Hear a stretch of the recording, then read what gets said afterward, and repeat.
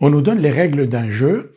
On lance 2 dés. Si on obtient un double 5 ou un double 6, on gagne 100 €. Sinon, on perd 5 €. Soit X, la variable aléatoire qui donne le gain d'un joueur. Alors le gain peut être négatif à l'issue d'une partie. Quelle est la loi de probabilité de X? On nous demande ensuite de calculer l'espérance de cette variable aléatoire X. Donc on va appeler grand A l'événement, parce que finalement cette expérience aléatoire, c'est un lancer de 2 dés et on gagne si on obtient un double 5 ou un double 6. Donc soit A l'événement, obtenir un double 5 ou un double 6.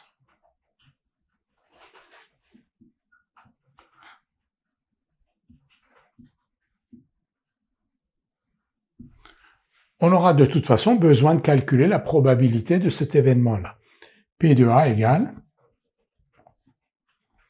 Alors l'univers de cette expérience aléatoire est constitué de 36 issues, parce que le D1 peut donner 1, 2, 3, 4, 5, 6, croisé avec les 6 issues possibles pour le D2, donc on a 36 issues possibles.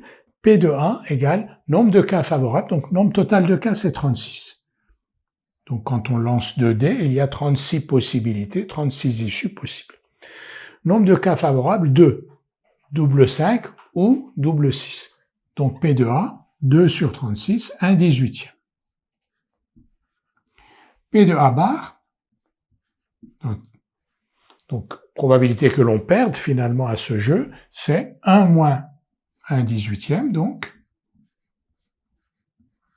c'est 17/18. Maintenant, intéressons-nous aux valeurs prises par la variable aléatoire grand X. Grand X peut prendre deux valeurs. Soit grand X est égal à plus 100, soit grand X est égal à moins 5. Donc on va l'écrire. Grand X peut prendre deux valeurs. Donc plus 100, on va enlever les euros, ou moins 5.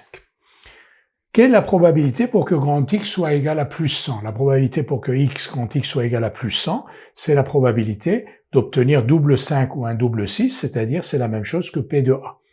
Donc, X égale 100, probabilité de X égale 100, est égale à probabilité de A, c'est-à-dire 1/18.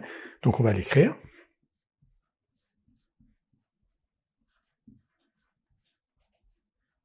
C'est la même chose que la probabilité pour que A se réalise. Donc X égale 100 se réalise. Si A se réalise, donc P de X égale 100 égale P de A égale 1/18. Et P de X égale moins 5. L'événement X égale moins 5 se réalise si l'événement A bar se réalise. C'est 17/18. Nous avons donc la loi de probabilité de grand X qui est donnée ici. Traditionnellement, on reporte ces données dans un tableau. Donc la loi de probabilité, on va la présenter sous la forme d'un tableau. Voilà donc la loi de probabilité de X, que l'on reporte donc dans ce tableau. Les valeurs xi prises par grand X, moins 5 et 100. Probabilité de X égale xi. Probabilité de X égale moins 5, 17/18. Et probabilité de grand X égale 100, 1/18.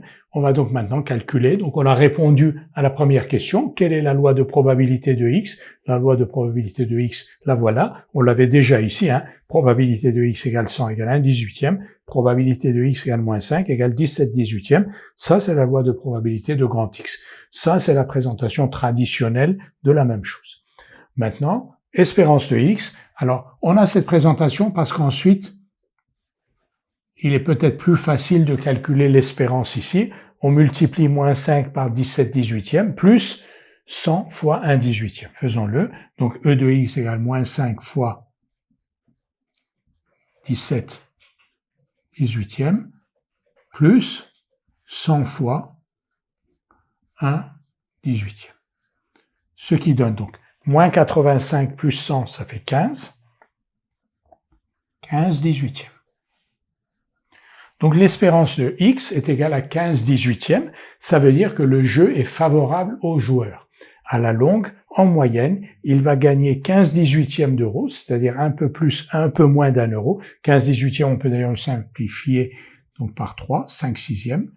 Donc à la longue, il gagne 5/6 d'euros par partie. À la longue, en moyenne, il va gagner 5/6 d'euros par partie. Donc ici, le jeu est favorable aux joueurs. Je vous rappelle que si l'espérance est nulle, le jeu est équitable, c'est-à-dire que à la longue, le joueur ne perd pas, ne gagne pas. Si l'espérance de X est positive, c'est que le jeu est favorable au joueur, et si l'espérance de X est négative, le jeu est défavorable au joueur.